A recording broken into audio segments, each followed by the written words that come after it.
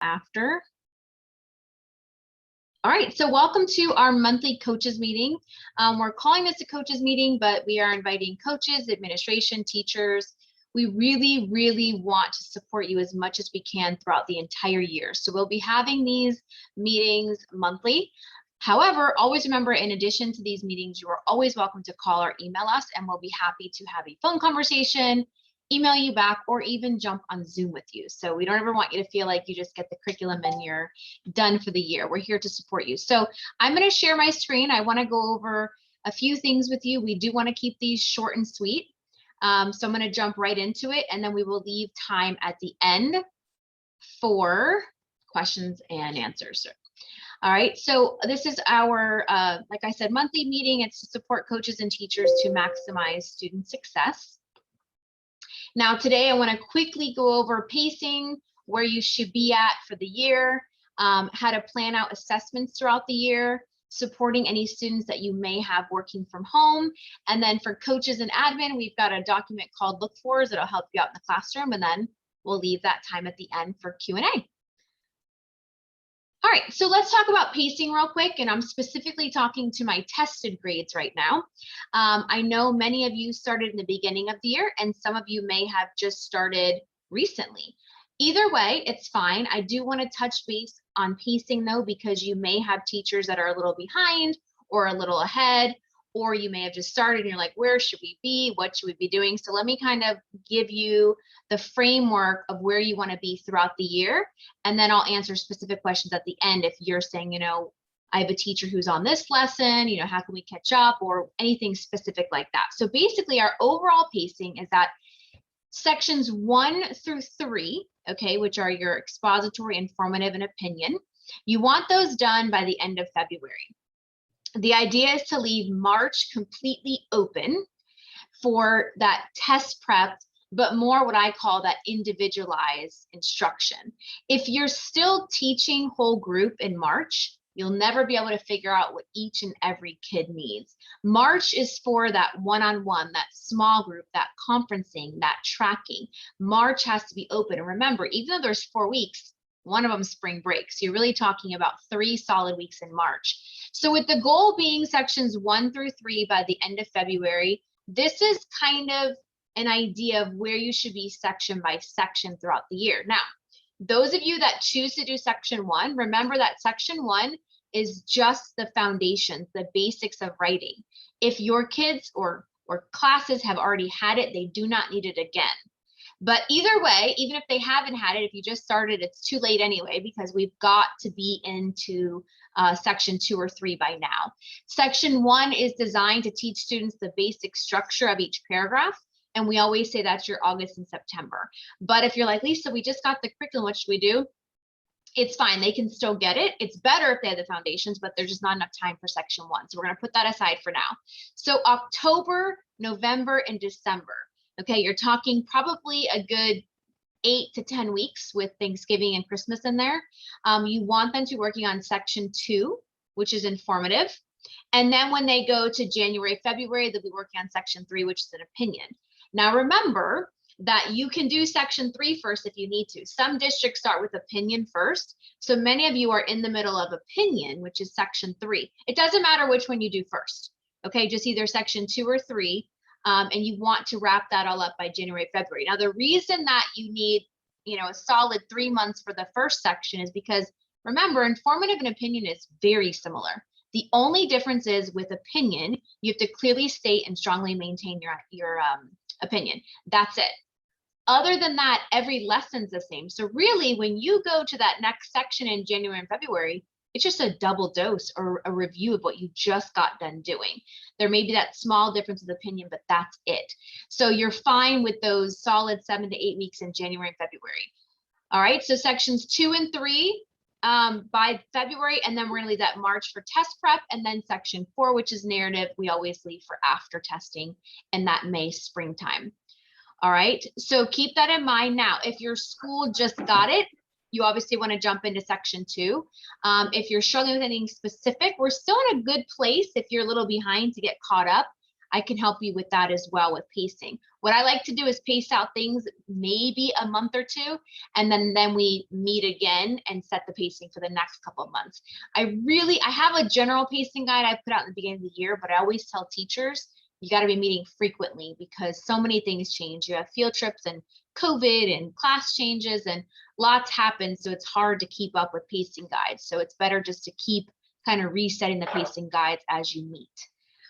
All right, for third grade, just in case we have any third grade or even second grade, remember you have a much slower approach to things if you're in Florida because you're not tested. If you're in Arizona, you are tested, so you would follow the tested grades pacing guide, which is the one I just went over. But for the non-tested grades in any other state, what we usually suggest is spending a solid, 4 or 5 months on that section 1 in third grade, because those are the foundations, the basics, the structure. It's what they need to grow as writers. If they have section 1 down pat in third grade, they will be 10 times ahead of the game by the time they get to 4th and 5th. So we really want third grade to concentrate on that. That's why we give so much time for that.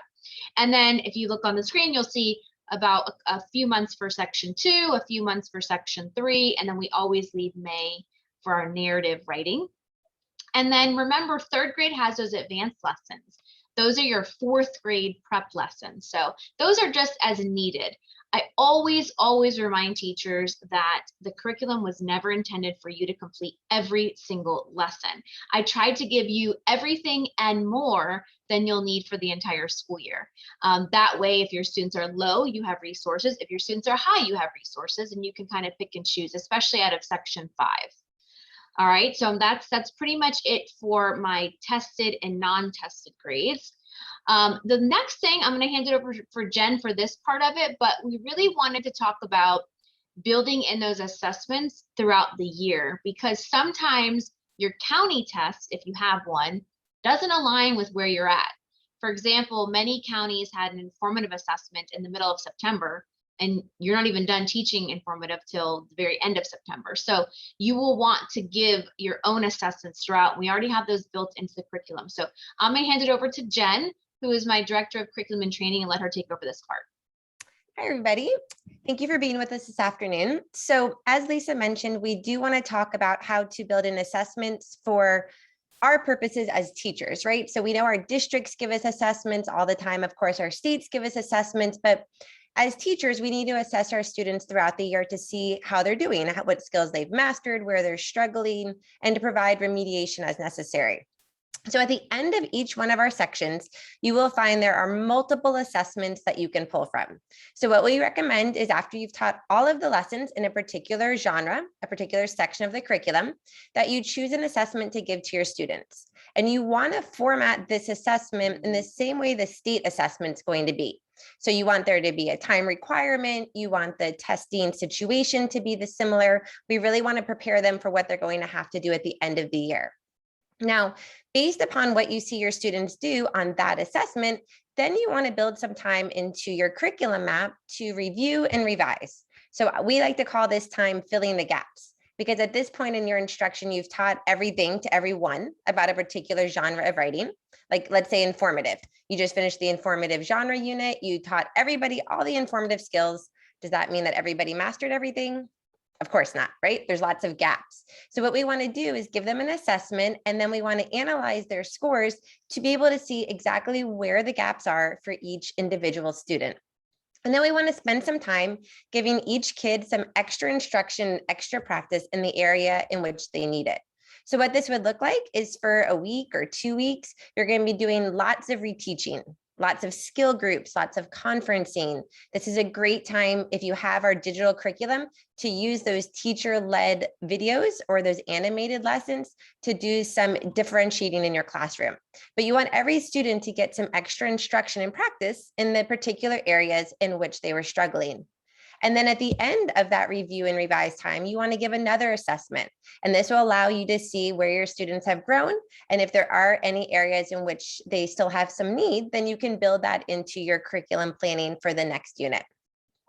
You will see that we have lots of lessons in the curriculum that you can use during this time. So there are lessons on editing with checklists, using those peer editing checklists. As I mentioned in the digital curriculum, there's all kinds of resources. So you don't need to reinvent the wheel. We've already have the activities and the lessons available for you. You just want to make sure to save a week or two at the end of each unit to go ahead and assess your students and plan for that revising time. I think that's it, Miss Lisa. Oh, you're muted.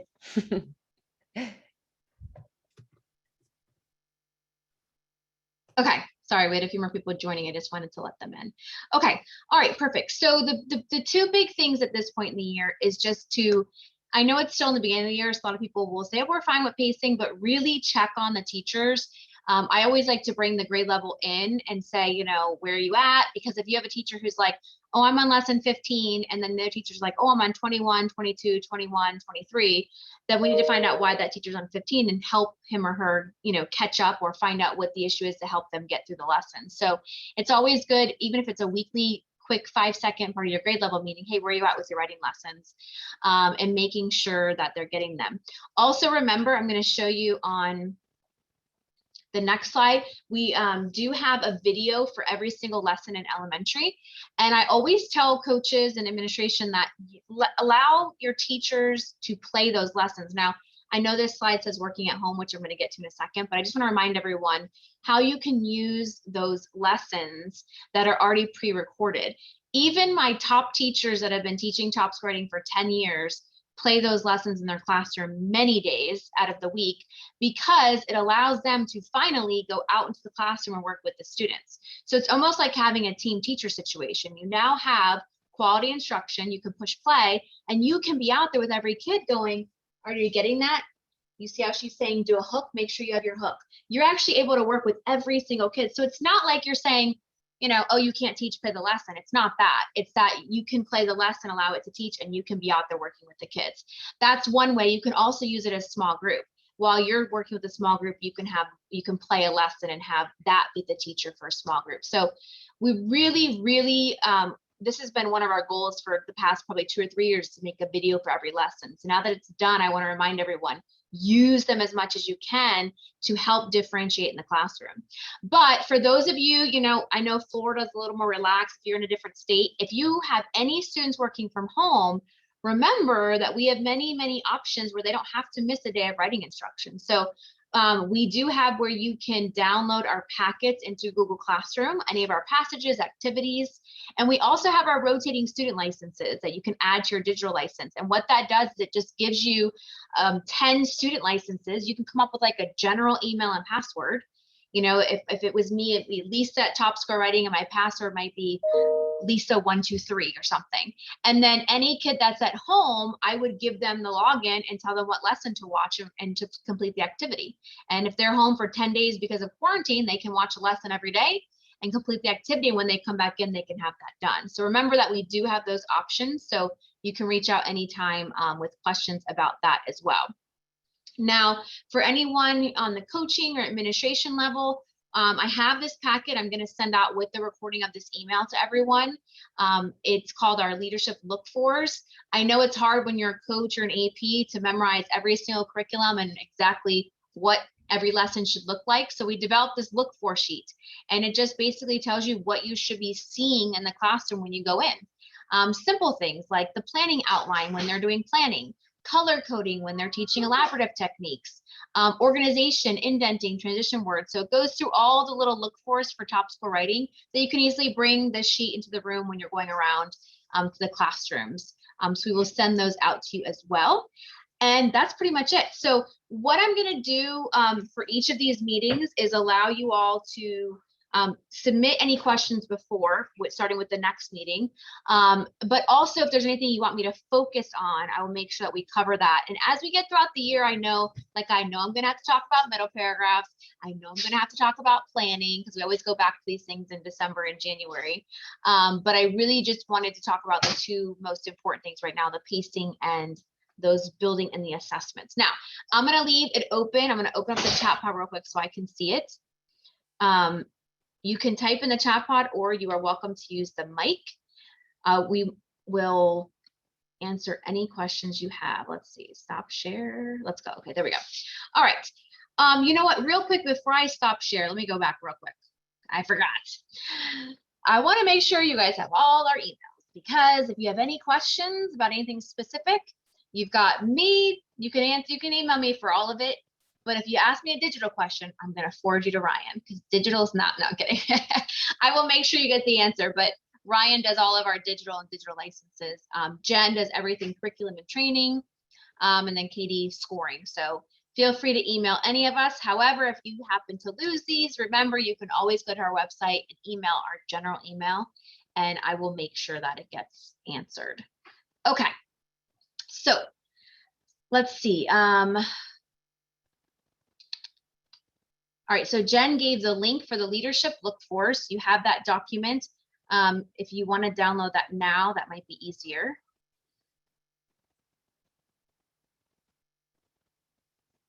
Okay, so good point, Megan. You said we have a lot of freebies on Instagram, but that link is not on our website. So I am going to do two things. Hang on real quick, because that's a very good point. I want to make sure you guys have those.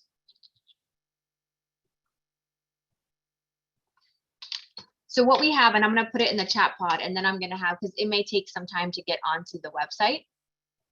So I want to make sure I give it to you.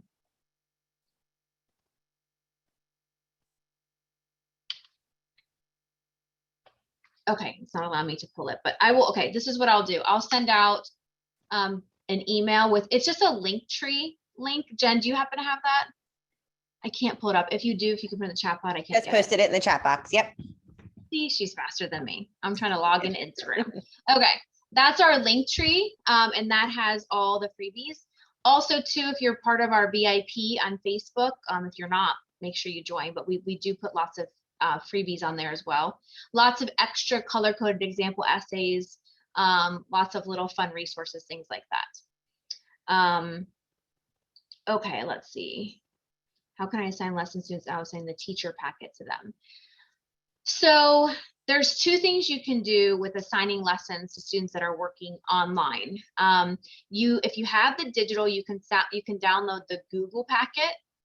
I mean, oh my goodness, it's a long day, guys. The student packet you can download and put into Google Classrooms, and they can complete those activities. Or if you can tack on to your digital license. It's $50, but it gives you 10 rotating student licenses for the whole school year. You can have those as well. That's the only way to share and assign videos, is to actually give kids a login, because the videos can't be shared. And then, like Jen said, we do have that Google Classroom document that will explain how to upload everything into Google Classroom if you're new to it. But those are the two ways. It'd be the student packet. You don't want to put the teacher lesson plan in there, so you have to download just the student packet. Remember, when you log on to your digital, you have a teacher packet and a student packet. The student packet has just the student activities, worksheets, whatever goes that lesson that the students will need, the passages, things like that. Okay. I'm just looking back to make sure I didn't miss anything. Lisa, I have a question. Yes. So we got an email today about scheduling like 15-minute PD sessions. If we wanted to organize a couple at the district level, is that a possibility? Yep. So what we're doing is we're giving you two options. You can schedule it live with us through Zoom, or we have them all pre-recorded. So it just depends on your schedule. If you're able to do it live, we can jump on and do that with you. You can pick the day and time on the Calendly right there when you log on. Or if it's a day and time that is not on there, you can email Jen and she'll just look at her schedule. But that's perfectly fine. We could do it district, school, teacher. We try to make them short and sweet because we know everyone's crunched for time, but with specific topics. So yep, just take a look when you go to that link to sign up. And then if there's not a time and day that works for you, you can just email Jen to set that up individually. Perfect. Thank you.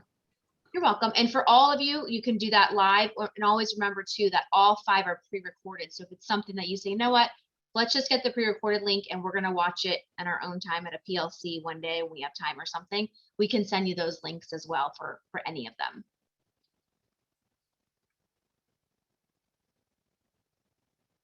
Okay. I think I hit all the questions. Okay. I have a quick question. I apologize.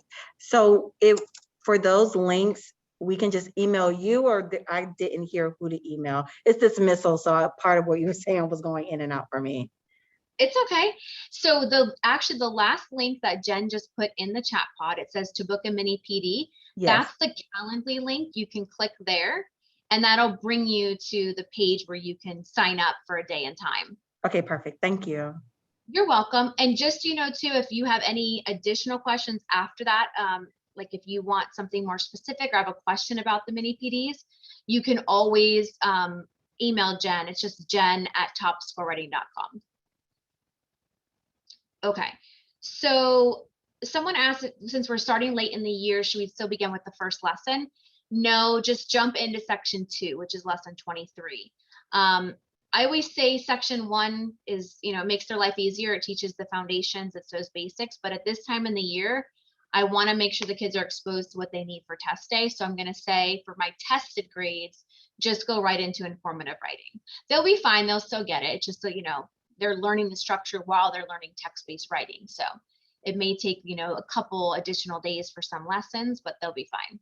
So just go ahead and start with lesson 23, and your focus would be section 2 and 3 to have done by the end of February. All right. I will tell all of you too, I'm giving you like a secret, but if you don't have digital, we're having like the best Black Friday sale we've ever had in our life. So that'll come out like in a week. So if you're like, oh my gosh, we've had print, but we want digital, you can just know that option's coming. But the big thing that I always say with the digital is that you can get the student packets, the teacher packets, but even more the videos. For those of you who have not looked through your digital or you're not sure what your teachers have, for every single lesson in elementary, they have an animated video with cartoons, a teacher-led video where myself, Jen, or someone from our team is teaching, a PowerPoint, and a PDF. And this is for every single lesson. So I always say when I was teaching, it's hard being up in the front of the room, same person, same face, same voice. After like 3 months, they're like, yeah, I don't like you or writing. So if you can deliver it in different ways, you guys know I'm all about just different place, different face, different voice. So that allowing it, maybe one day the cartoon teaches it, maybe one day you teach it, one day you use the PowerPoint, one day you let the teacher-led video teach it, just different ways of seeing it. Or you may teach something 2 or 3 times, they're still not getting it. And then you play the cartoons, they're like, oh yeah, now I get it. And you're like, I've been saying the same thing, but it's the cartoons that work. So you have lots of options with the digital. All right, any other questions? I'm gonna keep looking in the chat pod, or you can jump on the mic. Also, if you have a grade level meeting, or if there's teachers, I don't know everyone who's on here, but if you meet with people and you guys all see one area and you're like, you know what, can we just jump on a Zoom with Jen or Lisa and just talk through this? Let us know. We'll jump on, talk about whatever strengths or weaknesses you're seeing. We can help you, give you some suggestions on how to work through those. All right, you guys are quiet. All right, well, I don't want to take any more time. Like I said, these are, I know how crucial time is, so I'm going to keep these short and sweet unless you need us for more. So if you don't have any questions, you're welcome to go. If you have questions, you can stay on. But I hope you guys enjoy the rest of your week, and we will plan the next month. But in the meantime, mini PDs or email us, whatever you all need. All right, have a good day. Thank you, Lisa. Bye. You're welcome.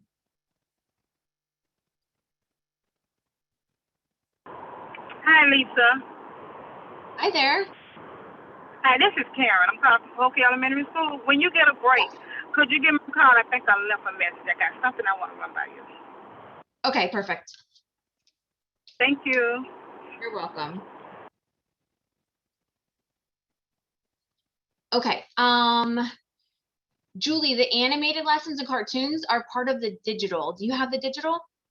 Okay, so underneath every single lesson, there's different links.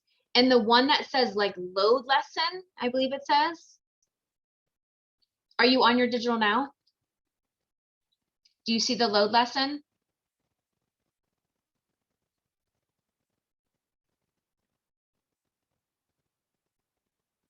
Do you mind if I unmute myself? Yeah, no. Thank you. Maybe I can share my screen and you can walk me through it, if that's Yes. okay. Okay. Okay, there you go.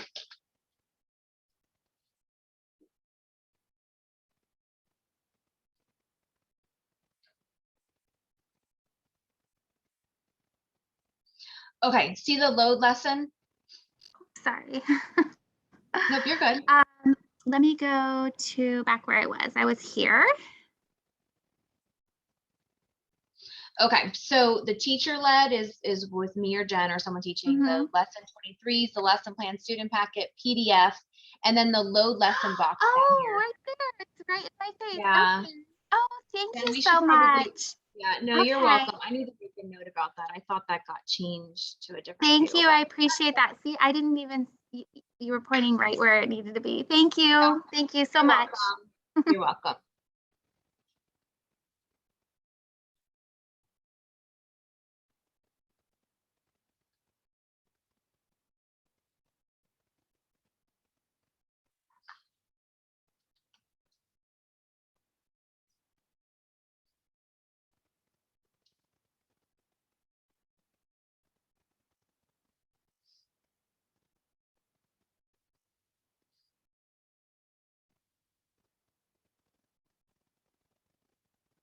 All right, guys. I think that's it. If you guys have any more questions, you're welcome to email us. Have a great day. Bye.